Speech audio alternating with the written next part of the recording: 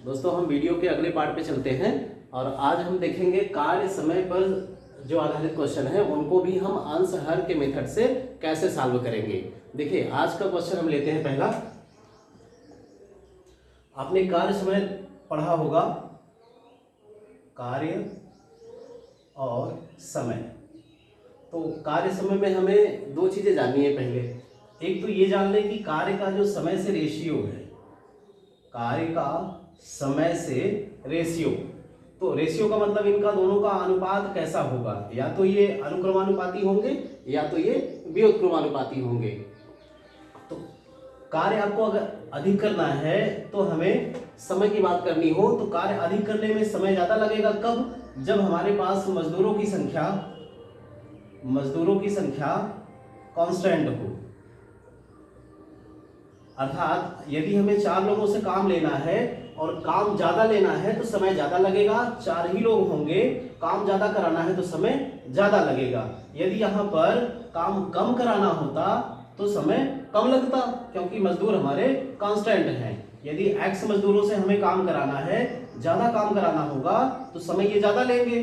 तो हम ये बताएंगे कि इनका जो रेशियो होगा वो एक दूसरे के अनुक्रमानुपाती यानी समानुपाती होगा। यदि कार्य अधिक होगा तो समय अधिक लगेगा, कार्य कम होगा तो समय कम लगेगा। ये किस पे डिपेंड करेगा? जब मजदूर कांस्टेंट होंगे। देखिए क्या समझना है आपको, कुछ बेसिक चीजों को हम जान लें क्वेश्चन शुरू करने से पहले। जैसे एक कोई कार्य 15 दिन में करता है, एक कोई कार्य 15 दिन में करता है, तो इस बात का क्या मतलब निकल रहा है कि जो ए है वो 15 दिनों तक कार्य किया। तो हम ये कहें कि यहां से लेकर यहां तक पूरा 15 दिन का समय बीत रहा है, तो आप ये कह सकते हैं कि यदि ये एक दिन का काम देखा जाए, ए ने एक दिन में कितना काम किया, तो आप कहेंगे ये टोटल जो काम है वो 15 है। हमने आपको अंश और हर में दो बातें बताई है कि जो टोटल होगा, कुल की वैल्यू जो बात करेगा वो हर बात करेगा और उसमें से जितने की बात की जाएगी वो अंश में लिखा जाएगा। तो हर में यहाँ पे कहा जा रहा है कि टोटल जो दिन है वो आपके पास 15 दिन है और हम बात कर रहे हैं एक दिन की। तो आप कहेंगे हर जो है वो 15 दिन हो गया, यानी टोटल आपके पास जो दिनों की संख्या है वो 15 है। और हम एक दिन के आपसे काम पूछें तो एक दिन में वो एक काम करेगा, एक दिन में एक भाग काम करेगा। तो एक दिन का जो उसका भाग होगा 15 में से एक होगा, है ना, 15 में से एक होगा। ये क्या भिन्न दिखाएगी? आपका एक दिन का कार्य 1/15 ये दिखा रहा होगा एक दिन का कार्य। 1/15 भाग आपका दर्शाएगा एक दिन में हुआ कार्य। ए द्वारा एक दिन में कितना काम किया जाएगा? 1/15। तो हम ऐसा कहें कि ये जो बॉक्स है टोटल, इसको ऐसे ऐसे 15 भागों में यदि बांट लें तो एक भाग काम पूरा करने में उसको एक दिन लग रहा होगा, दूसरा भाग काम करने में उसको दूसरा दिन एक दिन और लगेगा। इस तरह से एक एक दिन करके 15 दिन में काम करेगा। तो एक दिन में ये एक भाग कर रहा है और कितने में से कर रहा है, तो हमने इस काम को भी 15 भागों में बांट दिया। तो हम ये मान लेते हैं कि 15 दिन में अगर वो 15 भाग काम करता है तो एक दिन में एक काम करेगा। इस तरह से उसकी टोटल वैल्यू जो भाग में दर्शाएंगे वो 1/15 होगी।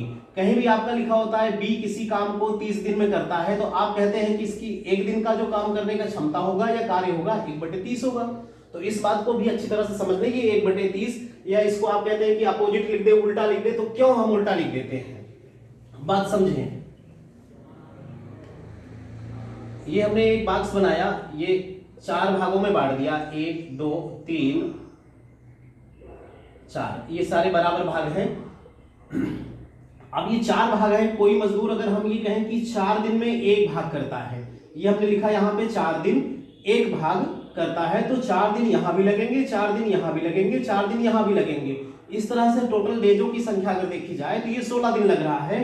तो टोटल जो डेज दिखा रहे हैं कुल दिन, वो आपका हर हो जाएगा। और अगर हम कहें एक भाग यानी पहला भाग उसको करने में कितना दिन लगा था, तो आप बताएंगे 4 दिन लगा। तो इसको अगर हम भिन्न में कन्वर्ट करेंगे तो ये वैल्यू आपकी 1/4 प्रदर्शित होगी। तो इसको हम डायरेक्टली भी कह सकते हैं कि ये 4 भाग जो थे उन 4 भागों में से एक भाग को काम करना होगा, तो 1/4 ये दर्शाएगा।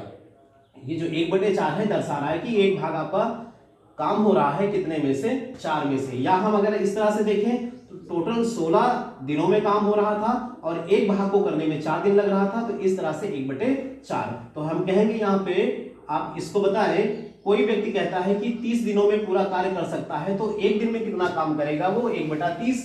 अर्थात ये कि 30 दिनों में हम इस तरह से ऐकिक नियम से भी लगा सकते हैं कि 30 दिनों में कोई व्यक्ति एक काम करता है, एक काम का मतलब एक भाग, और इसी एक भाग को हम पूरा मान कहते हैं। जब भी कोई काम होगा वो एक संपूर्ण होगा, संपूर्ण का मतलब पूरा काम होने पर वो एक लिखा जाएगा।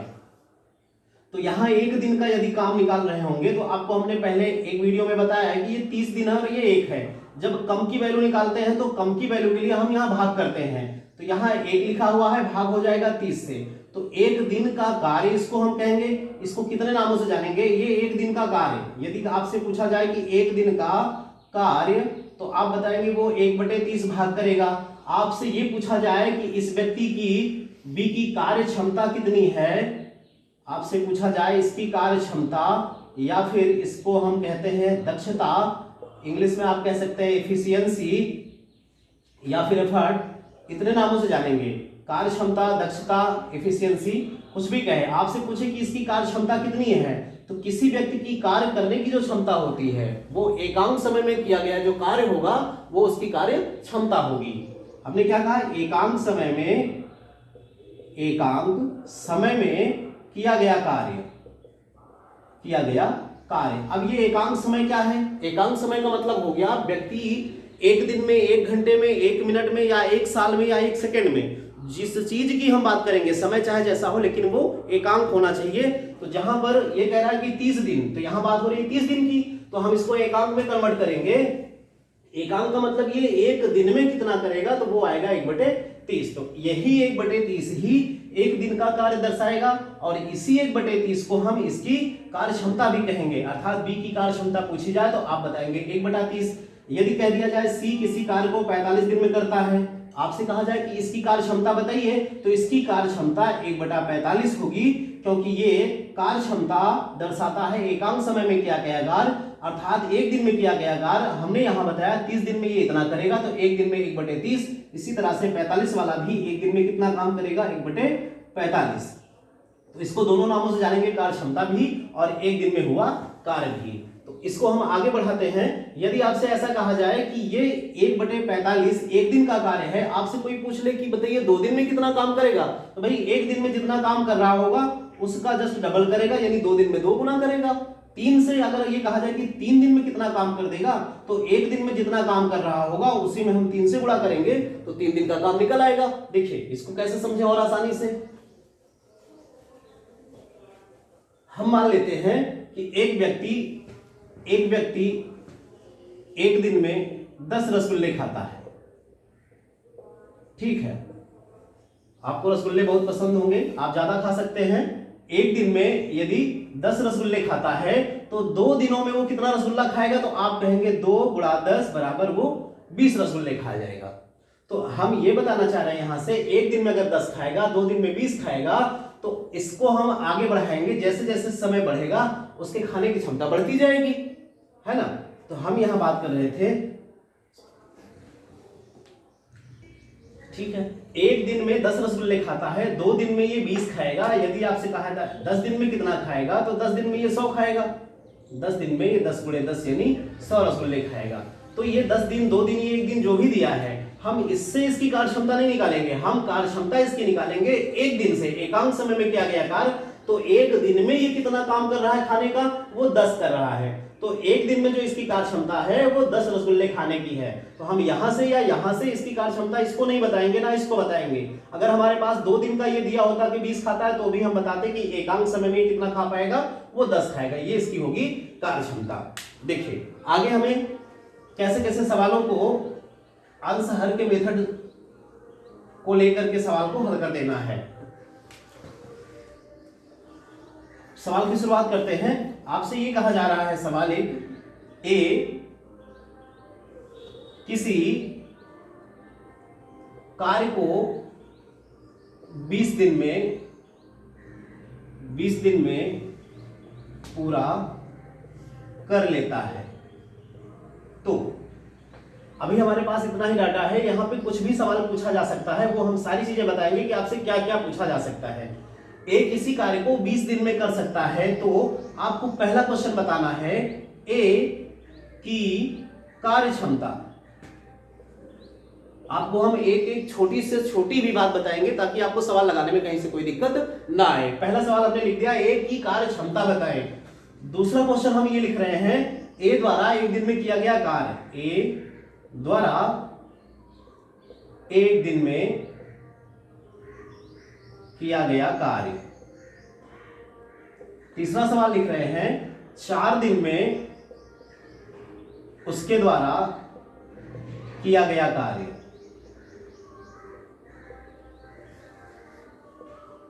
चौथा सवाल हम लिख रहे हैं 5 दिन काम करने के बाद, 5 दिन काम करने के बाद कितना काम शेष बचेगा। ठीक है, अभी हम 4 सवाल ले रहे हैं आपको। देखिए ये चारों सवाल के आंसर कैसे आपको मिलेंगे। एक किसी कार्य को 20 दिनों में करता है, तो 20 दिन जो है वो आपका टोटल डेज है। हमने क्या बताया आपको कि इसकी अगर हम कार्य क्षमता निकालेंगे तो कार्य क्षमता होगी इसकी 1/20। क्यों?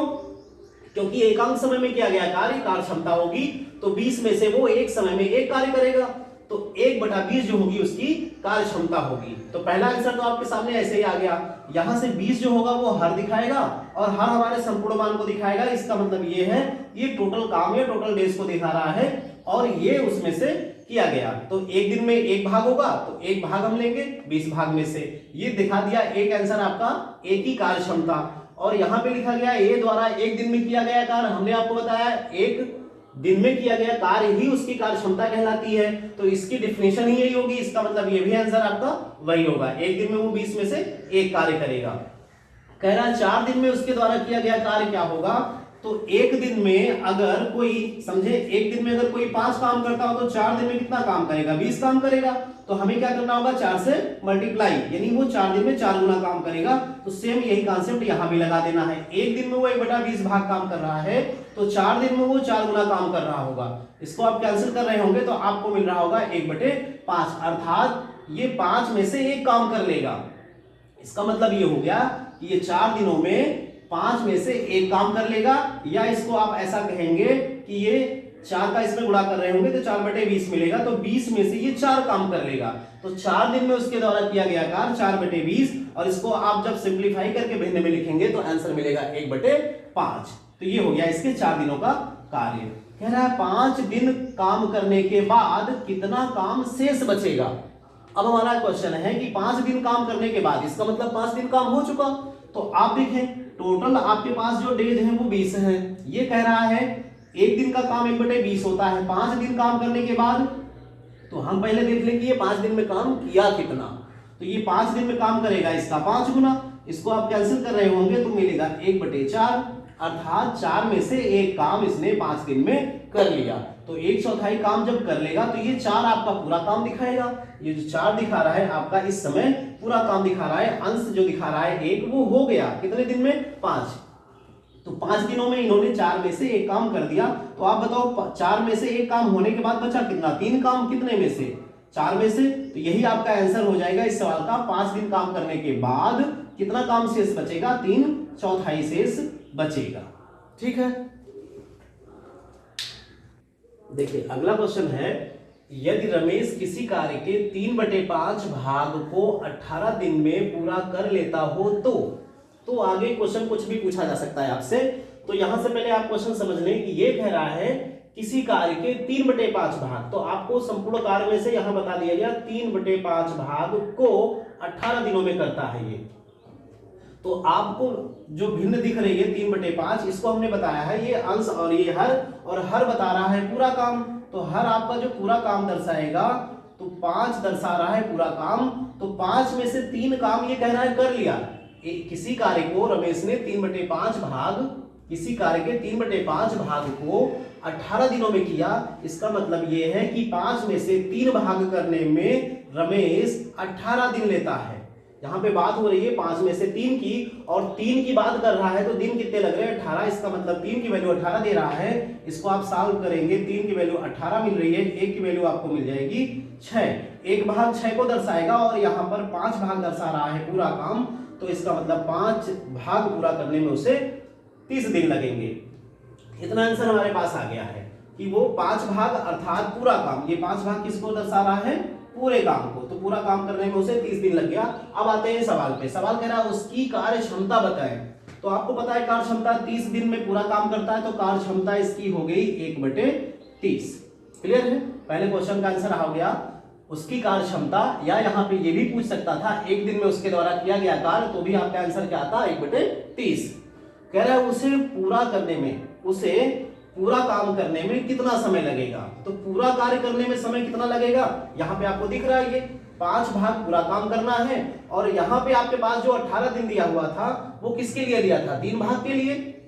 3 भाग करने में उसे 18 दिन लग रहे थे, पूरा काम आपसे पूछा जा रहा है, तो पूरा काम करने के लिए वो 5 भाग काम करेगा, और 5 भाग करने के लिए उसे 30 दिन लगेंगे। आपका दूसरा आंसर हो गया 30 दिन। कह रहा है 6 दिन में किया गया कार्य, तो 6 दिन में उसके द्वारा कितना काम किया जाएगा। 1 दिन में आपने देखा कि 1/30 काम कर रहा है, ये 1/30 दिखा रहा है उसकी कार्य क्षमता, 1 दिन में किया गया कार्य। 6 दिन में उसका काम निकालना है, तो आप क्या करेंगे 6 से गुणा, इसको कैंसिल कर रहे होंगे, आपको मिल रहा होगा 1/5, अर्थात वो 6 दिन में 1/5 भाग पूरा कर लेगा। यदि आपसे पूछता कि 6 दिन काम करने के बाद अब कितना शेष काम बचेगा, तो आपका आंसर क्या होता, 5 में से 1 काम इसने कर लिया, तो यहां पर अगर हम शेष काम पूछ लेते इसके बाद, तो आपका आंसर होगा 5 में से 1 काम हो गया, तो 4 काम बच गया, कितने में से, 5 में से। तो ये जो भिन्न आपकी दर्शा रही है, ये जो भाग दर्शा रहा है, वो 6 दिन काम करने के बाद का दर्शा रहा है।